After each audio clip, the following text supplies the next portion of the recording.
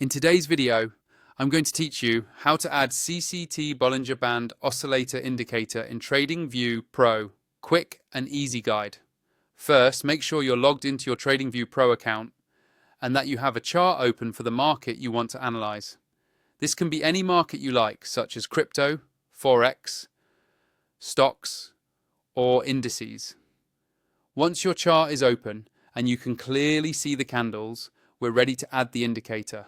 At the top of your chart, look for the Indicators button. It usually sits along the main toolbar above the price chart. Go ahead and click on Indicators. This will open up the Indicators and Strategies window, where you can search through TradingView's entire library of tools.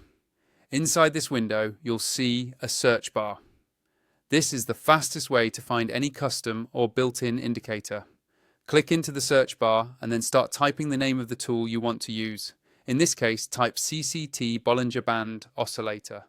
As you type, TradingView will automatically filter the list and show results that match what you're entering. Once you see CCT Bollinger Band Oscillator appear in the list, simply click on it. As soon as you do, TradingView will add the indicator to your chart. You should now see a new panel appear, usually below your main price chart, showing the oscillator. Take a moment to make sure it's visible and that the colors and lines are clear against your chart background. Next, let's adjust the settings so the indicator works the way you prefer. On the chart, move your cursor over the name of the CCT Bollinger Band Oscillator and look for the settings icon, which looks like a small gear. Click on that gear icon to open the settings menu. In the settings window, you'll see different tabs for inputs, style, and visibility. Here, you can modify things like the length, the Bollinger Band parameters, colors, and line thickness.